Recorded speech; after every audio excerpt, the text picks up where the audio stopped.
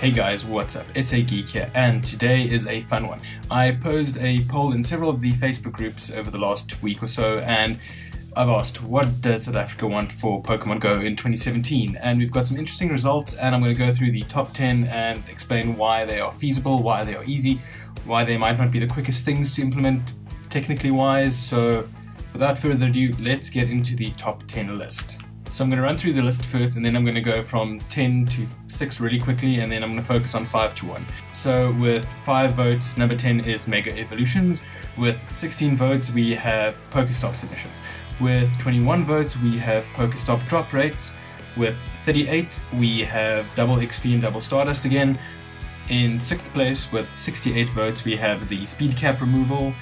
Number 5. With 90 votes, we have PvP, or player versus player.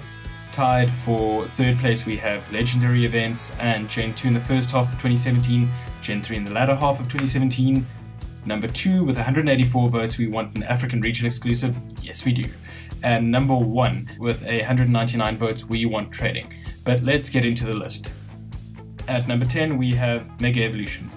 That's pretty simple. Mega Evolutions was only introduced in Pokemon core games in Generation 6, so I doubt it's going to come anytime soon. It would be cool, but it's probably something that they're going to leave for a much later time when they actually have progressing generations. They're going to stick to the way the games released things, I think.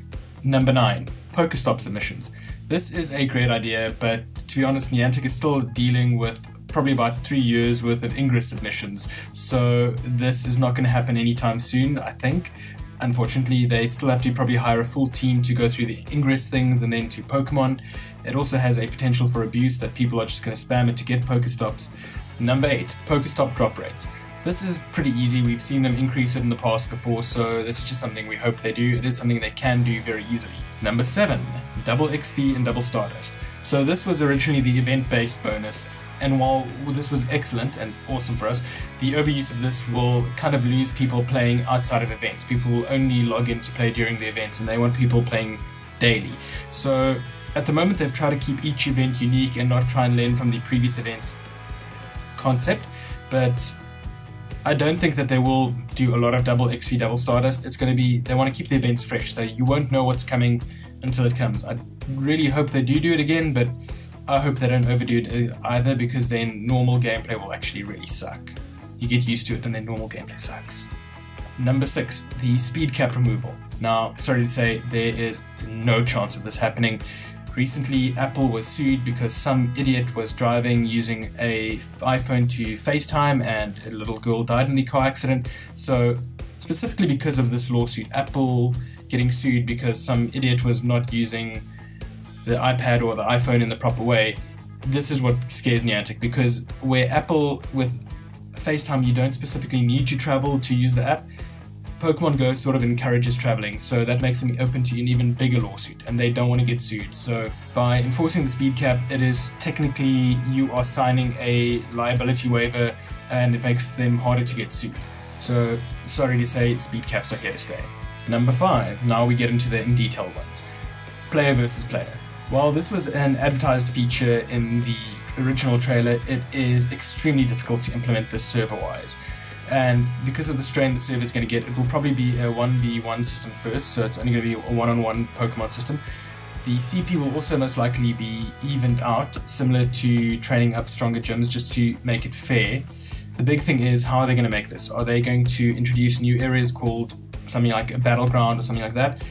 I don't know. I'm hoping, and the most sense to me would be to use the lure system. So instead of lures, you have modules where a player drops a module on a Pokestop, and that becomes a battleground for 30 minutes or whatever, so that anyone there can come and challenge anyone. It seems that they do want to implement Pokestops more and to extend their features, so this would be a good way of introducing this. The reason why I think it will be a very limited feature is if they implement a full free-for-all or global battle system, the server's going to crash. It's going to happen. It's going to be like when Pokemon GO first came out, and you're going to struggle to log in if everyone can battle. The server can't handle that strain, and they've seen already that it's pointless to upgrade the server to handle that strain, because the hype is going to die down and people are going to stop playing again. So it is a financial risk for them to upgrade the server, and they're not going to do that. So This is a very difficult thing to implement. It's going to be very tricky to do, and I think it's going to be a very phased release. This is going to be like the tracker. America's going to see it first, and then the rest of us plebs are finally going to get access to it when they've had their fun. Tied for third place, I'll speak about the easy one first. Gen 2 in the first half of 2017, Gen 3 in the latter half. This is pretty easy, they just have to do it.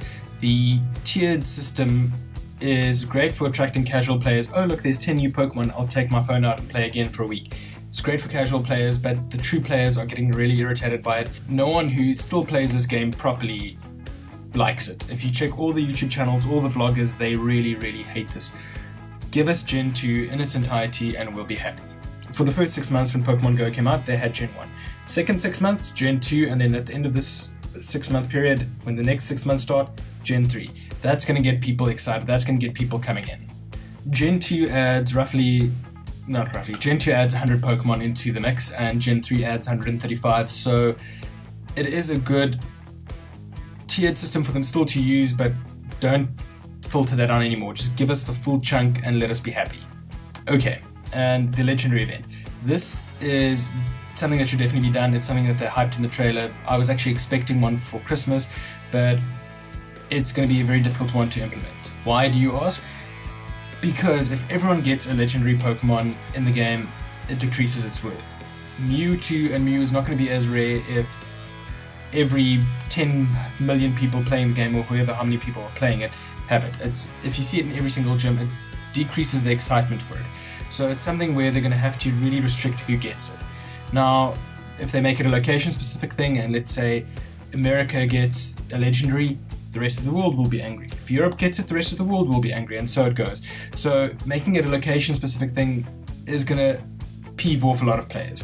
Making it a team-exclusive thing is just going to be as irritating, because I'm in Mystic. If by no fault of my own someone in Instinct gets a legendary and I don't, I'll be annoyed.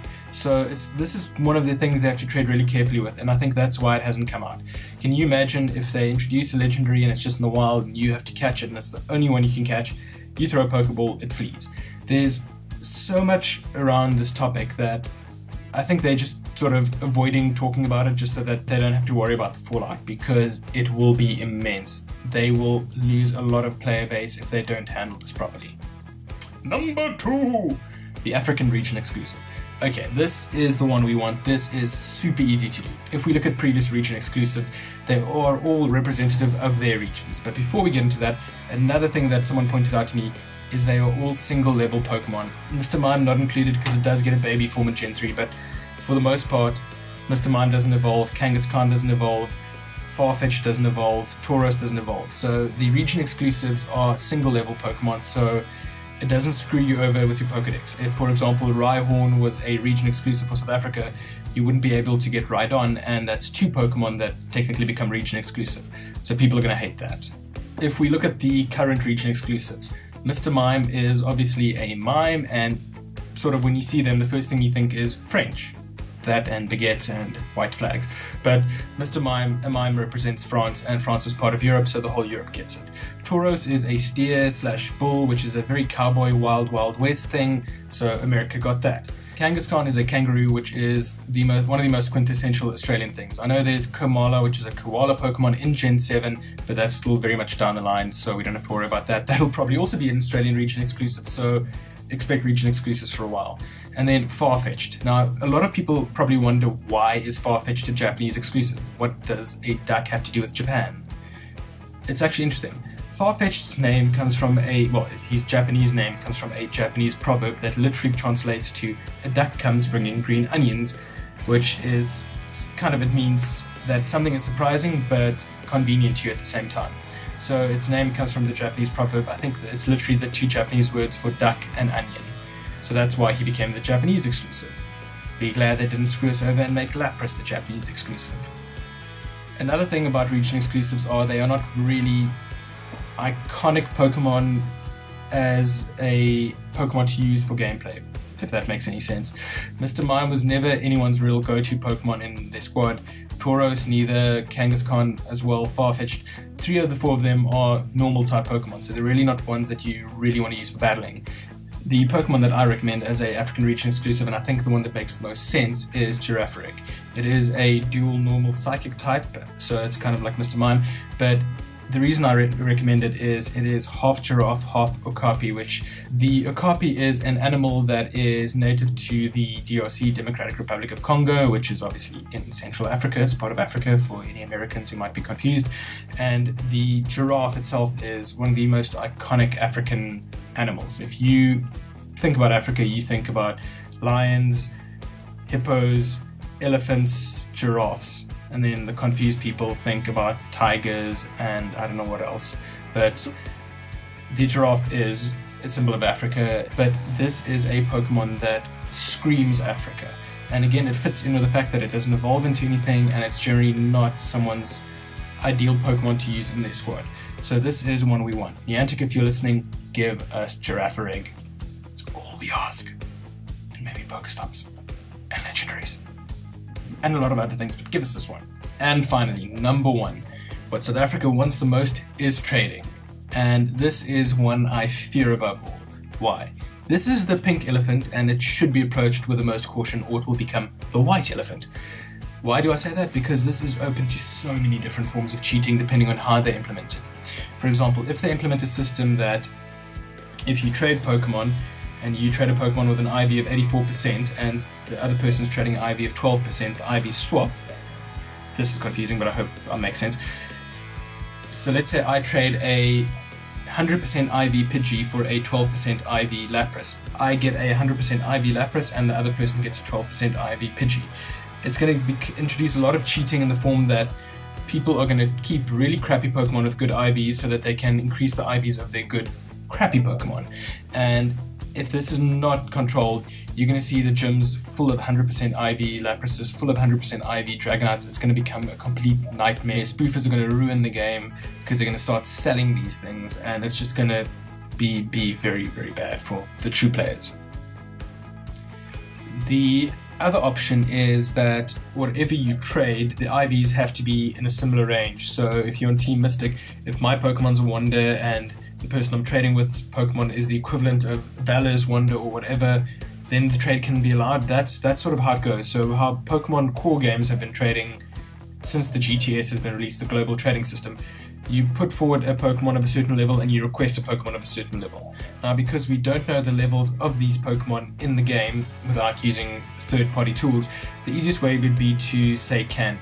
So if I want to trade a Gengar for a Lapras, it can only be traded if it needs 3 Ghastly candies to power up and the Lapras needs 3 Lapras candies to power up. I can't trade something that needs 2 candies to power up for something that needs 8 candies to power up, if that makes sense. That's enforcing level-based trading, but not IV-based trading. So it should be a system of level and IV working together. That's just some of the overlying complexities of how to make trading fair. Besides that is how are they going to actually introduce trading.